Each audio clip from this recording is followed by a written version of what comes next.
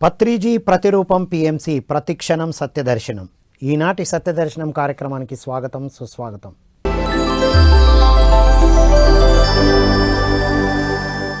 సత్యంతో జీవించడం కోసం మనం ఎన్నో అద్భుతమైన విషయాలు అద్భుతమైన మాస్టర్ల ద్వారా పుస్తకాల ద్వారా తెలుసుకుంటూ వస్తున్నాం మిత్రులారా.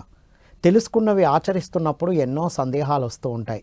మీ సందేహాల నివృత్తి కోసమే ఈనాటి సత్యదర్శనంలో ఆధ్యాత్మిక సందేహాలు సమాధానాలు ఏర్పాటు చేయడం జరిగింది మిత్రులారా.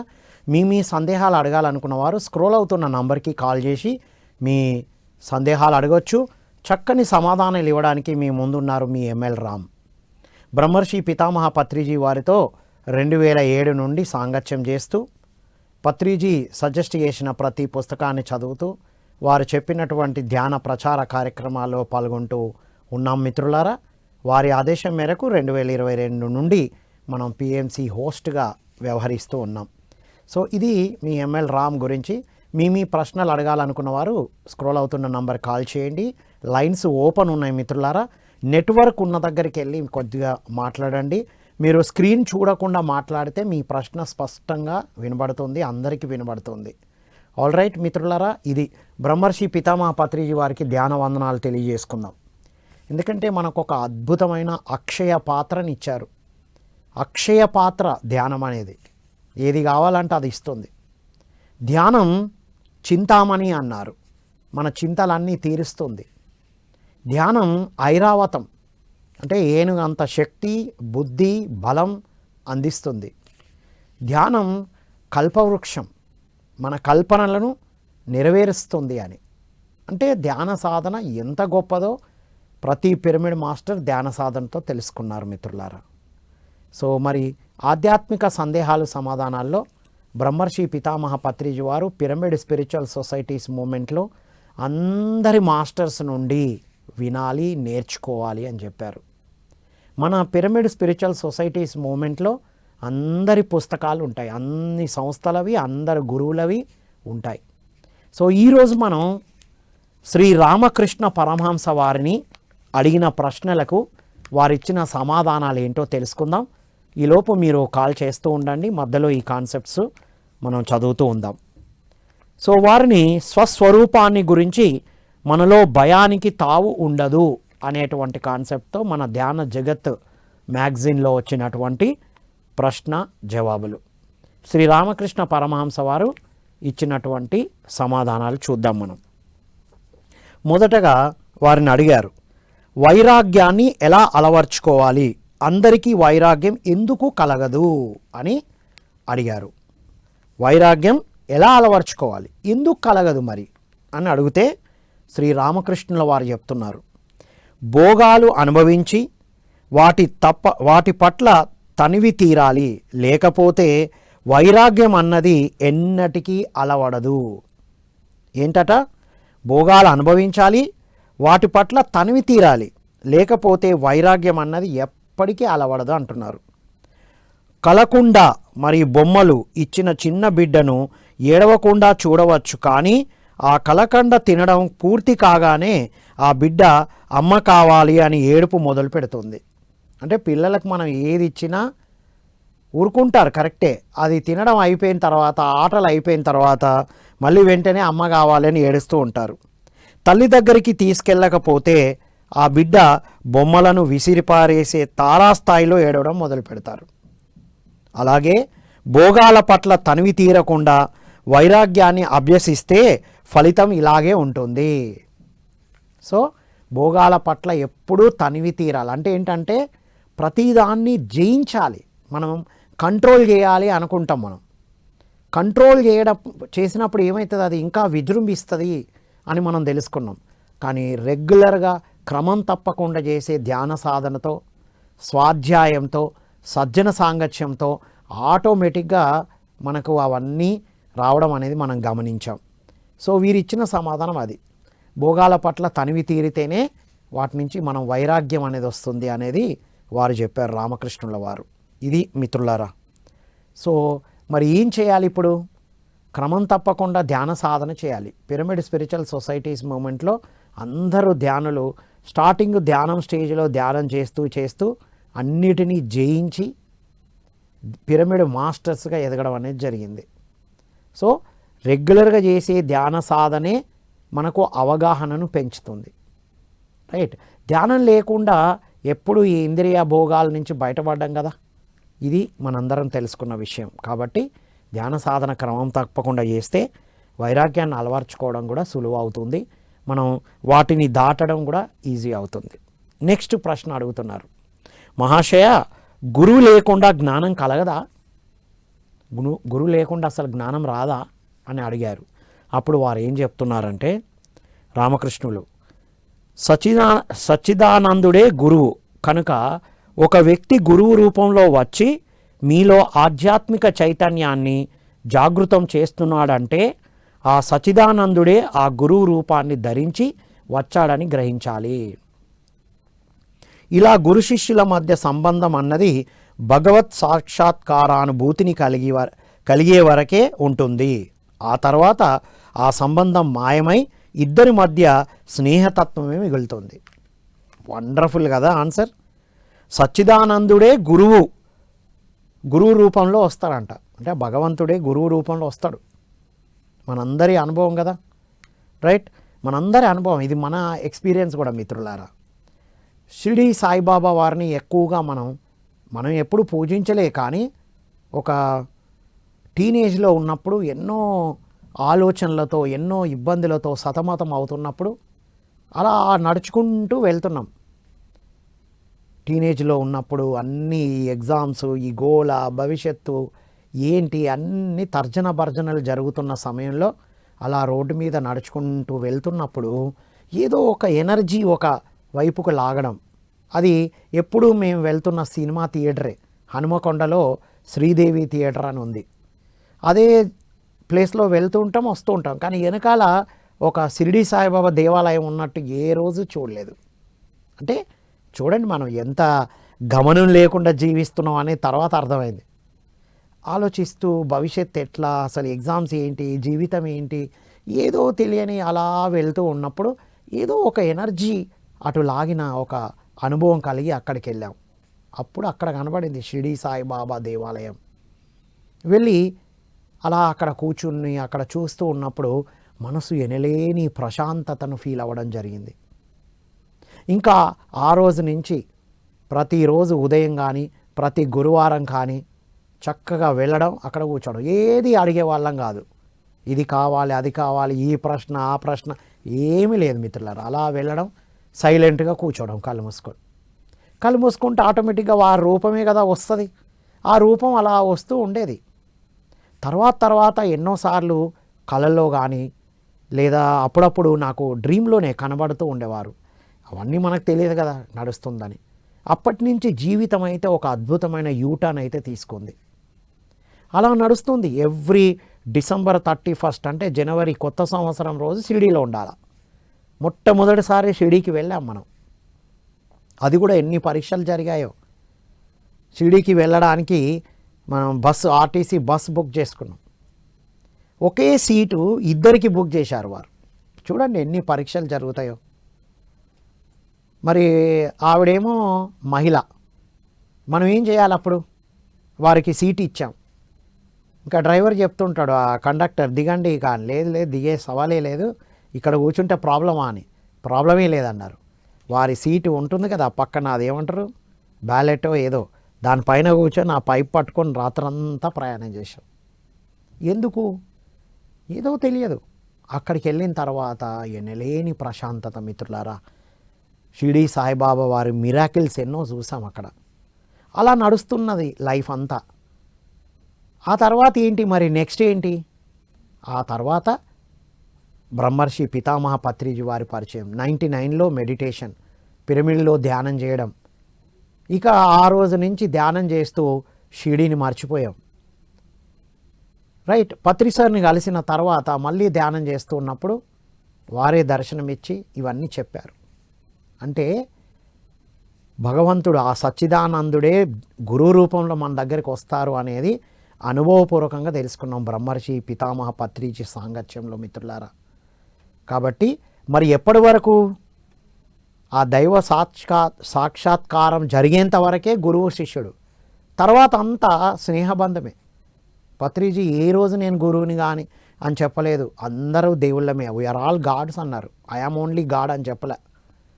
ఆత్మే దేవుడు, దేవుడే ఆత్మ, మనందరం అదే అన్నారు. We are all gods, right? So we are friends అన్నారు. My dear friends, my dear masters and gods అని పలకరించారు. సో అంటే ఏంటి? ఓన్లీ గురు శిష్యుల మధ్యన ఉన్నదంతా స్నేహతత్వమే అని రామకృష్ణుల వారు కూడా చెప్పడం అనేది జరిగింది మిత్రులారా. సో వివేకానందుల వారికి వీరికి మధ్యన ఈ దైవ సాక్షాత్కారం గురించే వారు వచ్చారు. కానీ ఎప్పుడైతే సాక్షాత్కారం జరిగిందో అలా స్నేహితులుగా వారు కూడా కొనసాగారు. కాబట్టి గురువు లేకుండా మనకు జ్ఞానం రాదా అంటే ఎక్కడి వరకు ఏంటి అనేది కూడా చెప్పారు. కాబట్టి అది మిత్రులారా. సో ఎవరికి గురువులు కాదు, మీ శ్వాసే మీ గురువు అనేదే బ్రహ్మర్షి పితామహ పత్రిజీ వారు అందరికీ పరిచయం చేశారు. మన శ్వాసే మన గురువు, మన మనసే శిష్యుడు. శ్వాస అనే గురువు దగ్గర అలా కూర్చోవాలి ప్రతిరోజు, అది చెప్పారు. అది సంగతి. సో నెక్స్ట్ ప్రశ్న అడిగారు, స్వామి బ్రహ్మ పదార్థం అయిన నిరాకార దైవాన్ని దేంతో పోల్చగలం? బ్రహ్మ పదార్థమైన నిరాకార దైవాన్ని దేంతో పోల్చగలం అని అడిగారు. అప్పుడు బ్రహ్మం యొక్క స్వరూపాన్ని ఎవ్వరూ వర్ణించజాలరు. ఆ స్వరూపాన్ని కేవలం అనుభూతి చెందగలుగుతారు. వర్ణించడం సాధ్యం అవ్వదు, కేవలం అనుభూతి పొందాల్సిందే అని చెప్తారు. ఆకాశంలో పక్షి ఎంత ఎత్తులో ఎగిరినప్పటికీ అంతకంటే సమున్నతమైన ప్రదేశం ఉన్నట్లు అనంతాన్ని ఎవ్వరూ మాటల్లో వివరించలేరు. కనుక దానిని గురించి మౌనం పాటించడమే ఉత్తమం. చూశారా? బ్రహ్మ పదార్థాన్ని నిరాకార దైవాన్ని ఎలా పోల్చుకోగలవంటే, ఎప్పుడు ఏదిని మనం బ్రహ్మ పదార్థాన్ని గురించి మాట్లాడడానికి వర్ణించడానికి లేదు. ఆకాశంలో పక్షి ఎంత ఎగిరినా దానిపైన ఉంటుంది, ఇంకా ఎంత పైకి ఎగిరినా చూసండి. అలాగే అనంతాన్ని ఎవ్వరూ మాటల్లో వివరించలేము, దాని గురించి ఎప్పుడు మౌనం పాటించడమే ఉత్తమం. అంటే దేవుడి భాష మౌనము అనేది చెప్పకనే చెప్పారు. సో మనం మౌనంలో ఉండి ధ్యాన సాధనలోనే కదా ఎక్కువ మౌనంలో ఉంటాం. ధ్యాన సాధన లేనప్పుడు మౌనంగా ఎక్కడ ఉంటాం మనం?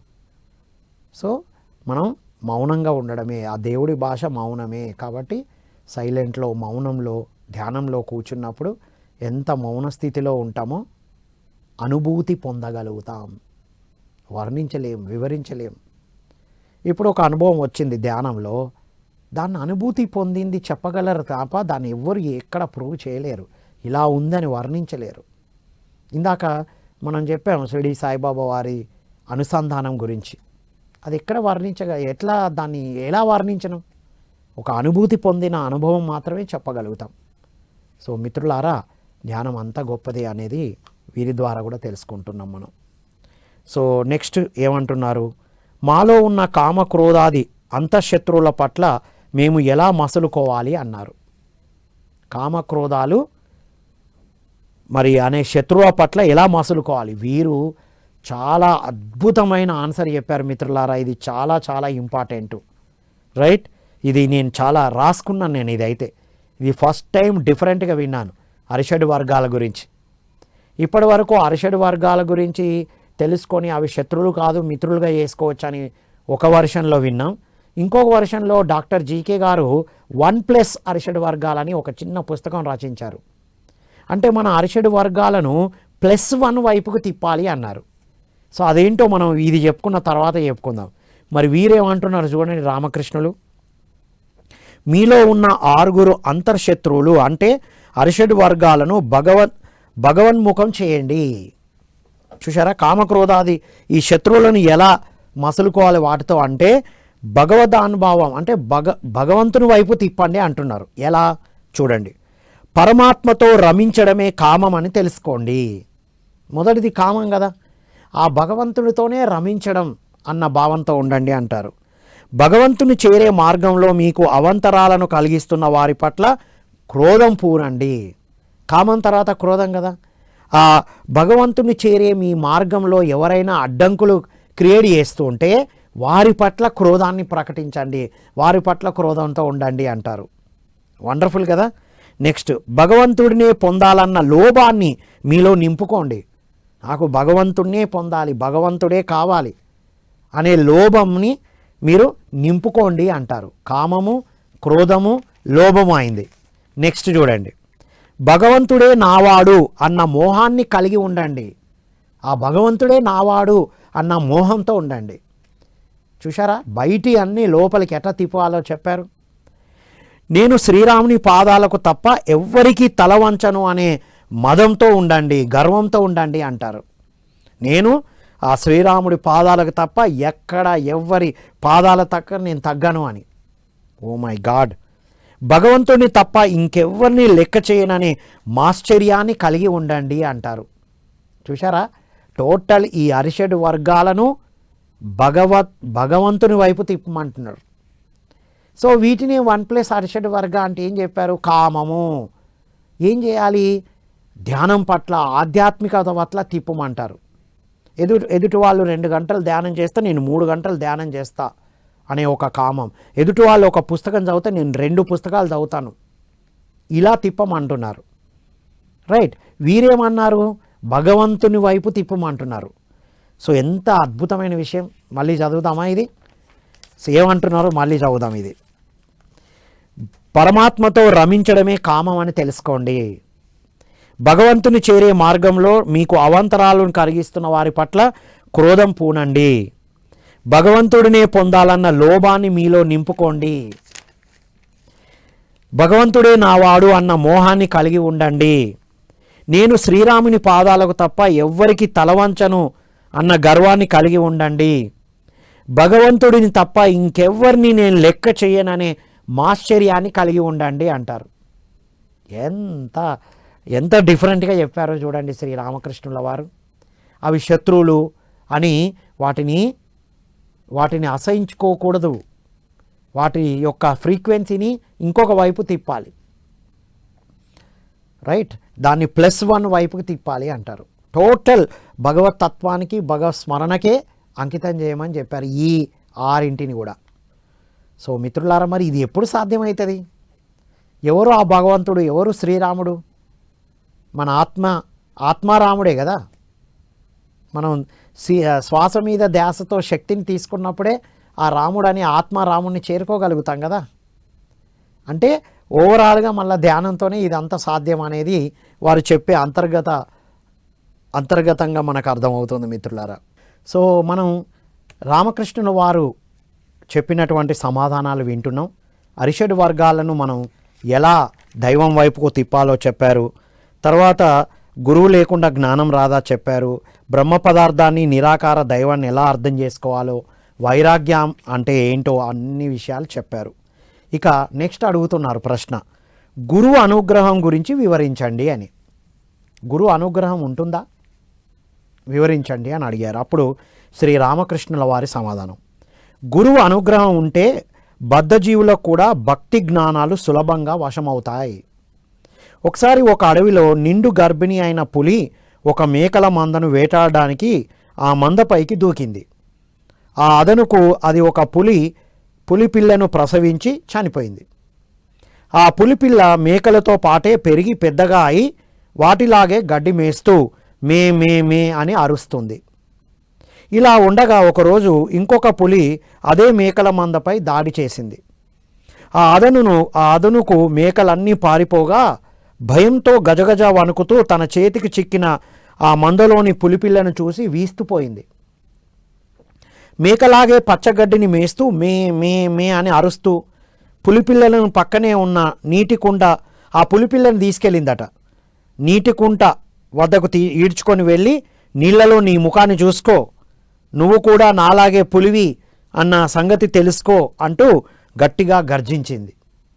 ఆ దెబ్బకు తన నిజస్థితిని గుర్తించిన పులిపిల్ల మే మే అని అరవడం మాని వదిలి పులిలాగే గర్జిస్తూ ధైర్యంగా దాని వెంట అడవిలోకి వెళ్ళిపోయింది. అలాగే గురువు అనుగ్రహం మనకు మన స్వస్వరూపాన్ని తెలియజేస్తుంది. స్వస్వరూపాన్ని గురించి మనలో ఇక భయానికి తావు ఉండదు. సో గురువు అనుగ్రహం ఉంటుందా అంటే ఏమవుతుంది?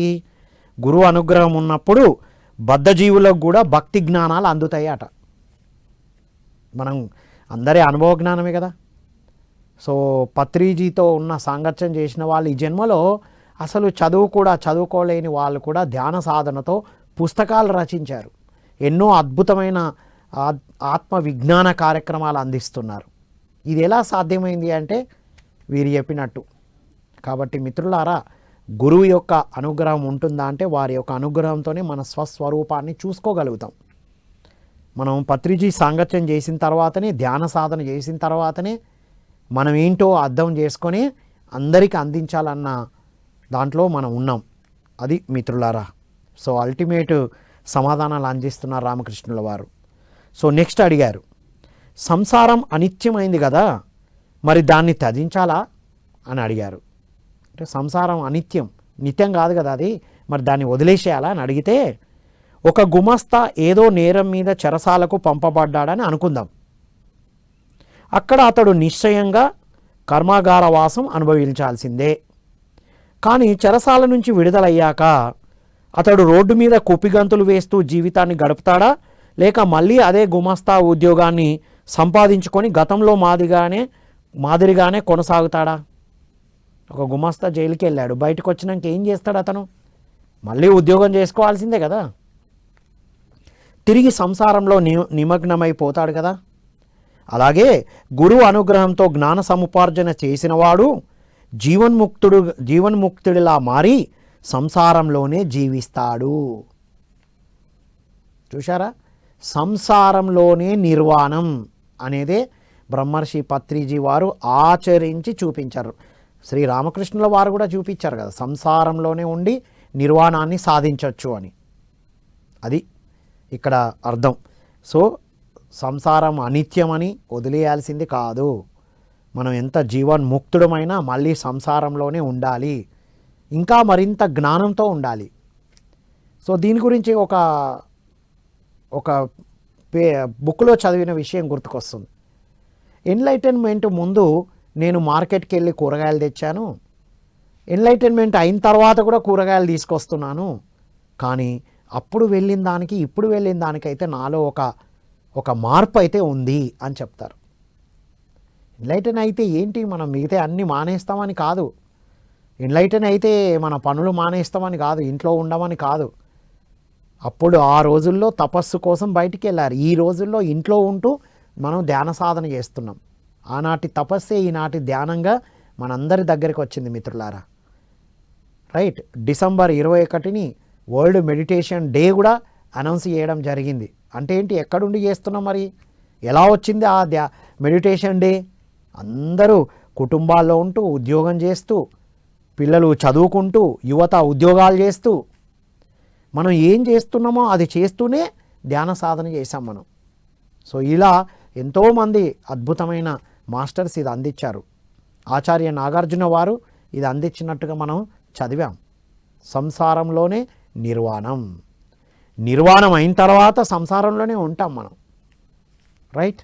సో ఇది సంగతి, వదిలేయాల్సింది ఏమీ లేదు అనేది కూడా రామకృష్ణుల వారి ద్వారా కూడా మనం తెలుసుకున్నాం. నెక్స్ట్, భగవత్ సాక్షాత్కారం కోసం ఏ సాధనలు చేయాలి? భగవంతుని సాక్షాత్కరించుకోవాలంటే ఏ సాధనలు చేయాలి స్వామి అని అడుగుతారు. అప్పుడు రామకృష్ణుల వారు, భగవంతుడు ఉన్నాడన్న విశ్వాసం మరి నమ్మకం మీలో ఉండాలి. ఫస్ట్ విశ్వాసం అని నమ్మకం. పాలలో వెన్న ఉంది అని ఊరికే చెప్పడం సరిపోదు. పాలలో వెన్న ఉంది కదా, ఉంది అంటే సరిపోదు కదా. పాలను కాచి గోరువెచ్చగా చేసి తోడు పెట్టి ఆ పెరుగును చిలికి వెన్న తీయాలి. అప్పుడే అందులో వెన్న ఉంది అని తెలుస్తుంది. కనుక సంసారంలో ఉంటూనే మధ్య మధ్యలో కొంత ఏకాంత వాసాన్ని చేస్తూ అంతరంగ మదనం చేసుకోవాలి. ఒకసారి అంతరంగంలో మీకు భగవత్ సాక్షాత్కారం అనుభూతి కలిగితే చాలు, ఆ భగవంతుడి స్పృహతో మీరు ఎక్కడైనా హాయిగా జీవించవచ్చు. అంటే భగవంతుడి స్పృహ కలిగింది కదా అని అదే తన్మయత్వంలో ఉండమని చెప్తలేరు వారు. అలా అని సంసారంలో ఉన్నాం అదే ఉండమని చెప్పట్లేదు వారు. రైట్. కొంత ఏకాంత వాసాన్ని పాటించి ఏకాంతంలో ఉంటూ తన సాధన తను చేసుకోవాలి అన్నారు. భగవత్ సాక్షాత్కారం జరిగిన తర్వాత ఆ చింతనలో ఉంటూ ఎక్కడైనా ఏ పనైనా అద్భుతంగా చేస్తామని చెప్పారు. మన పిరమిడ్ మాస్టర్స్ చూడండి, ధ్యానానికి ముందు జీవితం ఎలా ఉందో. మన జీవితమే ధ్యానానికి ముందు ఎన్నో అద్భుతంగా క్లాసులు చెప్పాం, వర్క్షాప్స్ చేసాం, ఎంతో డబ్బు వస్తూ ఉండేది, ఎంతో పేరు ప్రతిష్టలు వచ్చాయి. కానీ ఎక్కడా తెలియని ఒక వెలితి ఉండేది. ఇంకేం చేస్తున్నామో తెలిసేది కాదు. ఏదో తెలియని వెలితి, ఏదో ఫ్రస్ట్రేషన్. అన్నీ అద్భుతంగా ఉన్నాయి. మరి అద్భుతమైన కుటుంబం, పేరు ప్రతిష్టలు, డబ్బు అన్నీ ఉన్నాయి. ఏ ఆరోగ్య సమస్యలు లేవు. అప్పుడు ఉల్లాసంగా ఉత్సాహంగా ఉండేవాళ్ళం. కానీ తెలియదు ఏం జరుగుతుందో. అదే ధ్యాన సాధనతో భగవత్ సాక్షాత్కారం అంటే నేను ఆత్మను అని సాక్షాత్కారం అయిన తర్వాత అందరూ అదే కదా. ఇంకా అందరూ అదే అయినప్పుడు వారి వారి స్థితిని బట్టే మనం తీసుకుంటారు. మనం చెప్పినంత మాత్రాన వాళ్ళు వినాలని లేదుగా. అంతకుముందు అరే ఇంత అద్భుతమైన విషయాలు అందిస్తే ఎందుకు తీసుకోరు మనుషులు? ఇన్ని అద్భుతమైన విషయాలు విని కూడా ఎందుకు మారరు? వాళ్ళు మారకపోతే మనకు ఫ్రస్ట్రేషన్. ఇంకా ఏమందియాలి వీళ్ళకి, ఇంకా ఎలా చెప్తే మారుతారు వీళ్ళు అనేటువంటి ఒక తెలియని ఫ్రస్ట్రేషన్ ఉండేది. తర్వాత మనం ఆత్మస్వరూపులము, అందరూ ఆత్మస్వరూపులే. ఆత్మ తన లెవెల్స్ని బట్టే జీవిస్తుంది. ఎవరి ఆత్మస్థితిని బట్టి వాళ్ళు సరిగ్గానే ఉన్నారు. అర్థం చేసుకోవాల్సింది ముందు నా స్థితి నాకు అర్థమైతే ఎదుటి వాళ్ళ స్థితి నాకు తెలుస్తుంది అని మనం పత్రిజీ సాంగత్యంలో, వారు చేపించిన ధ్యానంలో, వారు అందించిన పుస్తకాల్లో, సజ్జన సాంగత్యంతో తెలుసుకున్నాం మిత్రులారా. సజ్జనులతో సాంగత్యం చేస్తేనే తెలిసింది. చూడండి, మనం ఎన్ని అనుభవాలు వింటున్నాం. మనం పిఎంసీలో ఒక్కొక్క అనుభవం వింటే వారు ఏ స్థాయి నుండి ఏ స్థాయికి వచ్చారు. శ్రీకాకుళం దగ్గర శివ అనే ఒక అద్భుతమైన మాస్టర్గా ఎదిగారు తను. మనం ఒక వీడియో ఉంది, ఒక పిరమిడ్ మాస్టర్ ఆత్మకథ. శ్రీకాకుళం జిల్లాలో ఎప్పుడు డ్రింక్ చేస్తూ 8 తింటూ ఎంత ఇదిగా ఉండేవారో. ఒక్కసారి ధ్యాన సాధన చేస్తే గ్రేట్ మాస్టర్ అయ్యారు. వారు ఊరంతా కూడా అద్భుతంగా ప్రచారం చేస్తున్నారు. మాంసాహారం కొట్లు తీసేస్తే ఆల్టర్నేట్ కూడా ఇవ్వడానికి అక్కడ కార్యక్రమాలు చేస్తున్నారు. అది చూడాలి మిత్రులారా, అది వినాలి. తనకే తెలియదు ఎందుకున్నాడో, అందరిని ఇబ్బంది పెట్టేవారు. ఇది కడతాల్ కైలాసపురిలో ధ్యాన మహాయాగం సమయంలో వారు వచ్చినప్పుడు ఇంటర్వ్యూ చేశాను. అసలు ఈ అనుభవాలు విన్నాక మైండ్ బ్లో అయిపోయింది. చూడండి, వారు ఎంపిక చేసుకున్న అది ఎలా ఉందో, గ్రాఫ్ ఎక్కడి నుంచి ఎక్కడికి వచ్చారు. రైట్, ఆ బోయవాడు అనే ఒక దొంగ మనకు వేదవ్యాసుల వారు అవ్వడం కూడా మనం గమనించాం కదా సాధనతో. కాబట్టి మిత్రులారా, ఇక్కడ మనం భగవత్ సాక్షాత్కారం జరిగింది కదా అని చెప్పి ఇంట్లో కూర్చోవద్దు అంటారు. మనం ఎక్కడైనా అద్భుతంగా ఉండాలి. ఇది వెరీ ఇంపార్టెంట్ థింగ్. ప్రతి ఒక్క మెడిటేటర్ యువత ధ్యానం చేస్తే బాగుంది కదా, ఇంకా నేను జాబులు చేస్తే బయట జెల్ కాలేకపోతున్నాను, మిగతా వాళ్ళతో జెల్ కాలేకపోతున్నాను, ఇవి కాదు. మనం ఎన్లైటన్ అయ్యాం, బయటికి వెళ్ళి అద్భుతంగా వర్క్ చేస్తూ మన లైట్ని అక్కడ ప్రసారం చేయాలి. మనం రేడియేట్ చేయాలి అక్కడ మన శక్తిని, మన జ్ఞానాన్ని. మనకు పత్రిజీ చెప్పారు కార్పొరేట్లో అందియాలి ఇవన్నీ అని. వెళ్ళాం మనం కార్పొరేట్ ఆర్గనైజేషన్స్కి వెళ్ళి వాళ్ళకు కావాల్సిన సబ్జెక్టు చెప్తూ, మధ్యలో ఆత్మజ్ఞానానికి సంబంధించిన విషయాలు చెప్తూ అలా ప్రచారం చేశాం. సో మన సోల్ ఎదుగుదలను బట్టే మనం ముందుకు వెళ్తాం. ఎదుటి వాళ్ళ సోల్ ఎవల్యూషన్ బట్టే వాళ్ళు రిసీవ్ చేసుకుంటారు. కాబట్టి మిత్రులారా, ఆ ఫ్రస్ట్రేషన్ అంతా వెళ్ళిపోయింది ఆ సాక్షాత్కారం జరిగిన తర్వాత. భగవత్ సాక్షాత్కారం అంటే బయట జరగదు, మన లోపలనే జరుగుతుంది. రైట్. సో ఇవి మనం తెలుసుకున్న అద్భుతమైన విషయాలు. సో ఏమంటారు వీళ్ళు, కాళ్ళకు చెప్పులు ఉంటే ముళ్ళు ఉన్న అడవిలో సైతం సులభంగా నడిచి వెళ్ళగలిగినట్లు భగవత్ సాక్షాత్కారం పొందిన వాళ్ళు ఏ భయం లేకుండా హాయిగా సంసారంలో జీవిస్తారు. మరి హాయిగా సంసారంలో జీవించట్లేదు అంటే ఏం చేయాలి? ఇంకా మరింత సాధన చేసి ఆధ్యాత్మికంగా ఉన్నతంగా ఎదుగుతూ సరి అయిన అవగాహన పెంచుకోవాలి. ధ్యాన సాధనతో వచ్చే ఆ బుద్ధి వికాసమే అన్ని సమస్యల నుంచి బయటపడేస్తుంది మనల్ని. అద్దాల ఇంట్లో నివసించే వాడికి ఇంట్లో ఉన్న అన్ని వస్తువులు మరి బయట ఉన్న అన్ని వస్తువులు కనిపించినట్లు భగవత్ శక్తి పట్ల విశ్వాసం ఉన్నవాడు తనకు సంబంధించిన భూత భవిష్యత్ వర్తమాన కాలాలన్నీ చూసుకోగలుగుతాడు. అంతే కదా. భగవత్ సాక్షాత్కారం కలగడం అంటే ఏంటి? మన పాస్టు, మన ప్రజెంటు, మన ఫ్యూచర్ మనకు అర్థం అవ్వడం. మనం ఏంటి గతంలో తెలుసు, ప్రస్తుతం ఏంటో తెలుసు, ఇక ముందుకు ఎలా వెళ్ళాలో ఏం చేయబోతున్నామో తెలుసు. ఇంకెంత అద్భుతంగా ఉంటుంది. సో అద్దాల మేడలో ఉన్నప్పుడు అన్నీ కనబడతాయి కదా. Yes or no? అది గమనించారు. చెప్పులు వేసుకొని వెళ్తే అడవిలో కూడా హాయిగా వెళ్ళగలుగుతాం. అంటే మన జ్ఞానం ఉంది కదా, అద్భుతంగా జీవించగలుగుతాం. జీవించాలి కూడా. సో ఇది మనకు అందించబడినటువంటి ఒక అల్టిమేట్ నాలెడ్జ్ మిత్రులారా. ఇక నెక్స్ట్ అడుగుతున్నారు, పరమహంసలకు పాపపుణ్యాల ఎరుక ఉంటుందా? రామకృష్ణ పరమహంస వారినే అడిగారు, పరమహంసలకు పాపపుణ్యాల ఎరుక ఉంటుందా అని అడిగారు. అప్పుడు ఉంటుంది, కానీ ఆ పాపపుణ్యాలు రెండింటినీ భగవంతుడే ఇచ్చాడు అన్న జ్ఞానం వారిలో ఉంటుందట. అవి రెండు కూడా, పాపమైన పుణ్యమైన భగవంతుడే ఇచ్చాడు అన్న ఎరుక ఉంటుంది వారిలో అంటారు. కొన్ని చోట్లకు కొన్ని చెట్లకు తీపి పళ్ళు, కొన్ని చెట్లకు పులుపు పళ్ళు అన్నీ భగవంతుడే సృష్టించాడు కనుక సత్యం అసత్యం, పాపం పుణ్యం, మంచి చెడు అన్నీ కూడా భగవంతుడి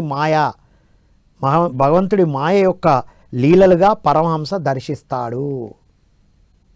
వావ్! అంటే ఏంటి? పాపపుణ్యాలు కాదు, అన్నీ సమానంగా చూస్తారు, అది కూడా భగవంతుడు ఇచ్చాడని.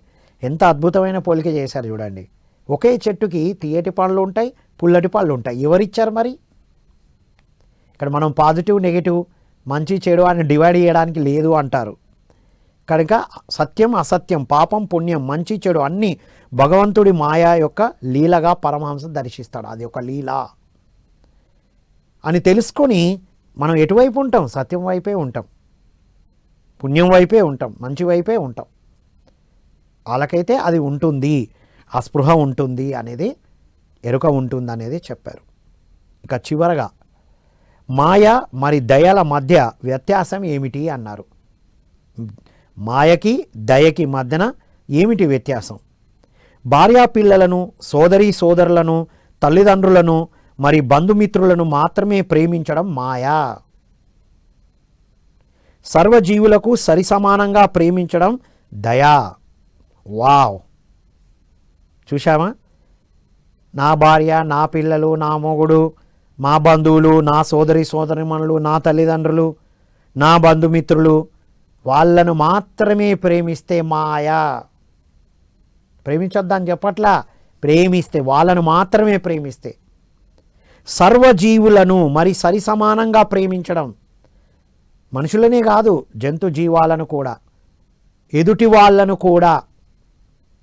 ఎదుటి వాళ్ళు ఎక్కడున్నారు? ఇక్కడ వీరు చెప్పిన ప్రకారంగా చెట్టుకున్న 2 పళ్ళు భగవంతుడే ఇచ్చాడన్నప్పుడు ఇక వేరే ఎక్కడున్నారు? అంతా మనమే కదా. సో సర్వజీవులను సరిసమానంగా ప్రేమించడమే దయా. వా! ఎంత అద్భుతమైన ఆత్మ విజ్ఞానాన్ని అందించారు వారికి ఇచ్చిన సమాధానాల ద్వారా. చూడండి మిత్రులారా, ఒక పుస్తకం చదివితే కొంత టైం పడుతుందేమో, కానీ ప్రశ్న సమాధానాలు చదివితే తొందరగా మనకున్న ప్రశ్నలు కూడా, ఒకరి ప్రశ్న ఇంకొకరికి సమాధానంగా వస్తుంది కదా. ఎన్ని సమాధానాలు ఉన్నాయి ఇందులో. అయితే నేను అల్టిమేట్గా తీసుకున్నది ఏంటంటే, మన అరిషడ్ వర్గాలనే శత్రువులను భగవంతుడి వైపు తిప్పడం. అప్పటి వరకు వీటిని 1+ వైపుకు తిప్పాలి, దాన్ని పాజిటివ్ వైపు టర్న్ చేసుకోవాలి అని మాత్రమే తెలుసుకున్నాం. సో వీరిచ్చిన అల్టిమేట్ సమాధానం అది. సో అరిషడ్ వర్గాలనైనా, వైరాగ్యమైన, సంసారమైన అన్నింటినీ మన సాధనతో మనల్ని మనం తెలుసుకున్న తర్వాత అద్భుతంగా హాయిగా ఉంటాము. అంతటా ఉన్నది ఒకటే అనేది చెప్పారు. అందరి పట్ల ప్రేమతో జీవిస్తాము అన్నారు. ఈ ప్రేమ అనే పదాన్నే పత్రిజీ మైత్రి అని చెప్పారు. అందరి పట్ల మైత్రితో ఉంటాం. మన రక్త సంబంధీకులతో, మన ధ్యానమిత్రులతో, మనకు కలిసిన మన తోటి కొలీగ్స్, ఎంప్లాయీస్తో, అందరితో, బంధుమిత్రులతో కూడా అప్పుడు స్నేహమే ఉంటుంది. ఇంకా స్నేహంలో కంపారిజన్స్ ఎక్కడున్నాయి? తప్పు ఒప్పులు ఎక్కడుంటాయి? కాబట్టి మిత్రులారా, ఇది మన శ్రీరామకృష్ణుల వారు అందించిన ఆధ్యాత్మిక, వారిని అడిగిన ప్రశ్నలకి వారు ఇచ్చిన సమాధానాలు. సో ఈరోజు ఆధ్యాత్మిక సందేహాలు సమాధానాల్లో ఈ అద్భుతమైన విషయాలు తెలుసుకున్నాం. ధ్యాన జగత్ అనేటువంటి మ్యాగజైన్లో ఎవ్రీ మంత్ వివిధ మాస్టర్లు అందించినటువంటి ఆర్టికల్స్ ఇందులో వస్తూ ఉంటాయి. అందులో నుంచి మనం ఒక కాన్సెప్ట్ తీసుకున్నాం. పత్రిజీ వారిని కూడా ఎన్నో అడిగిన ప్రశ్నలకు చక్కటి సమాధానాలు ఇచ్చారు.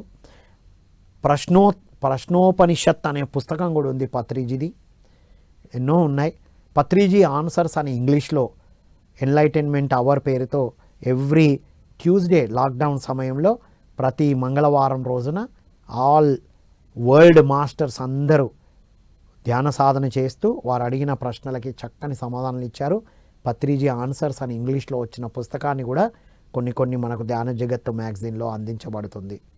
కాబట్టి మిత్రులారా, అందరి మాస్టర్స్ యొక్క పుస్తకాలు చదివితే ఇప్పుడు అర్థమైంది ఏంటంటే, అందరూ చెప్పేది ఒక్కటే, మనం చేస్తున్న పనితో పాటు ఏకాంత సమయంలో ధ్యాన సాధన చేయాలి, మనల్ని మనం తెలుసుకోవాలి. మనల్ని మనం తెలుసుకున్నప్పుడు అద్భుతంగా హాయిగా జీవిస్తాం. ఎక్కడున్నా సరే, ఉద్యోగంలోనైనా, వ్యాపారంలోనైనా, చదువులోనైనా, కుటుంబంలోనైనా, సమాజంలోనైనా అద్భుతంగా జీవించాలంటే ముందు మనల్ని మనం తెలుసుకోవాలి. అందుకే పిరమిడ్ మెడిటేషన్ ఛానల్ ద్వారా ధ్యాన సాధనను అందరికీ అందించడం జరుగుతుంది. కాబట్టి మిత్రులారా, ఉదయం 6 గంటలకి, సాయంత్రం 6 గంటలకి గైడెడ్ మెడిటేషన్ ఉంటుంది. కొత్తగా ఎవరైనా ధ్యానం చేయాలనుకున్న వారు తప్పకుండా ధ్యానం చేయొచ్చు. పత్రిజీ ఫ్లూట్ మెడిటేషన్స్ ఉంటాయి, అవి కూడా మీరు ఆన్ చేసుకొని చక్కగా ధ్యానం చేయొచ్చు. మీకున్న ప్రశ్నలకు మీరే ప్రశ్నించుకొని సమాధానాలు రాబట్టుకోవచ్చు. క్రమం తప్పకుండా 41 రోజులు సాధన చేస్తే ఇవన్నీ మనకు అర్థం అవుతాయి. వీరు చెప్పింది మనకు అర్థమైంది అంటే మనకు ఆ ధ్యాన సాధనలో వచ్చిన ఆ శక్తి, ఆ బుద్ధి వికాసమే మనకి ఇవన్నీ అర్థం చేయించింది. సో ఇది ఈనాటి సత్యదర్శనంలోని ఆధ్యాత్మిక సందేహాల సమాధానాలు. మరొక కార్యక్రమంలో మళ్ళీ కలుద్దాం. అంతవరకు సెలవు. Thank you one and all.